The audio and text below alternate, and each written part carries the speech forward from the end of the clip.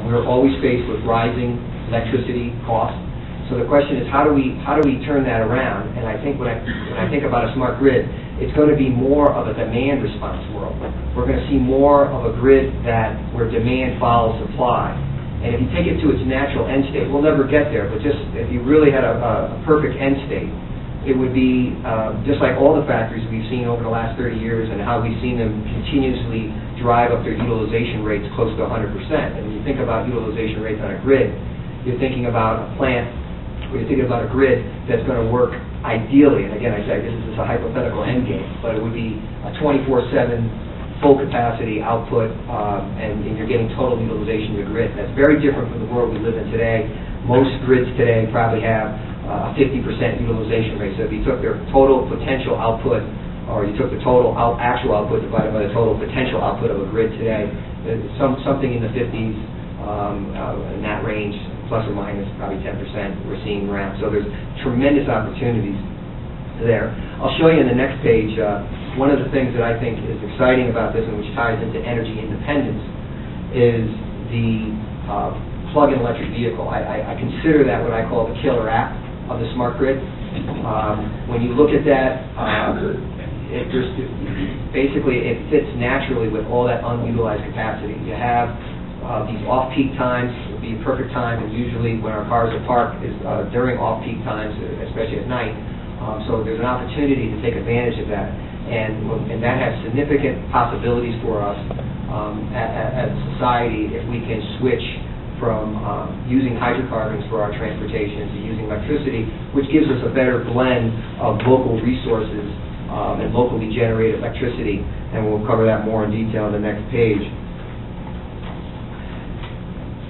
The third point, empowerment of the consumer. What we live in today, and this is another challenge here, we can't have a smart grid unless we have smart regulations and smart tariffs. And for most of us throughout the United States, we're really been rendered indifferent to the cost of electricity.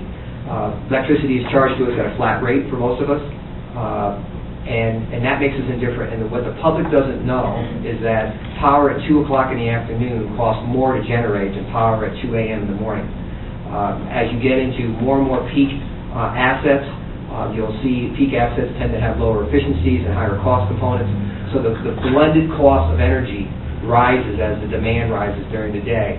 Part of a smart grid, if we're going to have success in managing this peak, we're going to have to see the advent of time of use rates to sensitize us all as to that changing cost of energy during the day. And again, that will help with delaying the build-out of peak energy, getting all of us to use more energy in the off-peak. And again, I'll show some examples of how we can do that.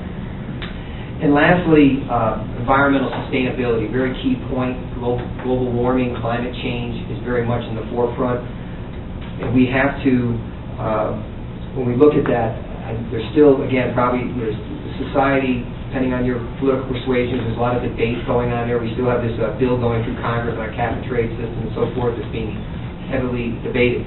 But the reality is, again, back to that statistic, if energy consumption is going to triple in the next 40 years, and it's based today, and if it doesn't change, and it's based on hydrocarbon combustion, it's going to create some very challenging situations.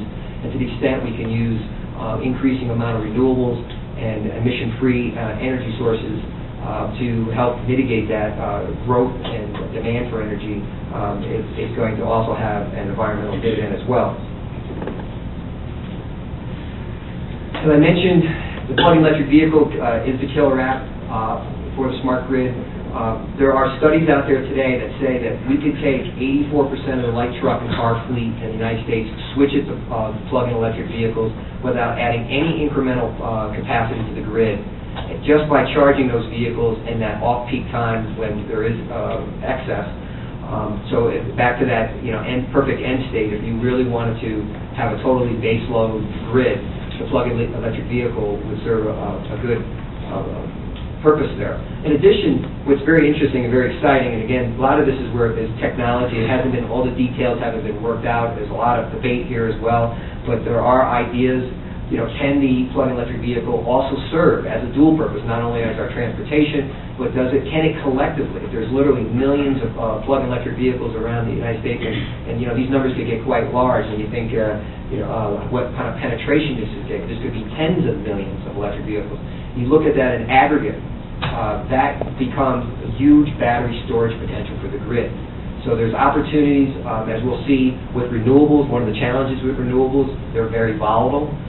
They fluctuate very wildly. I saw last week there was a gentleman from one of the utilities in Canada speaking about their challenges with wind. They've really ramped up wind quickly, but then you get to the specifics, and he was showing the day-to-day chart on wind, and he was having dispatch rates basically when it's available, depending on what the wind's doing, anywhere from 85% of capacity to 15% capacity, switching literally sometimes within hours with that type of volatility. And that's going to create more challenges for a grid. And the question is, if there are ability to have smart devices on the opposite side, on the demand side, that could act as a shock absorber, if you will, for that, that actually becomes quite exciting.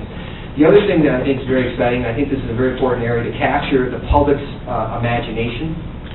Because again, I think the public right now may be a little skeptical. And I'm very concerned that all of us are going to get that two-way smart meter on our house, and then we're going to say, very much like I remember my first experience when I turned on Windows 95, I think in the fourth quarter of '94, and I turned it on, and I was so excited, and I'm on the internet, and I said to myself, now what?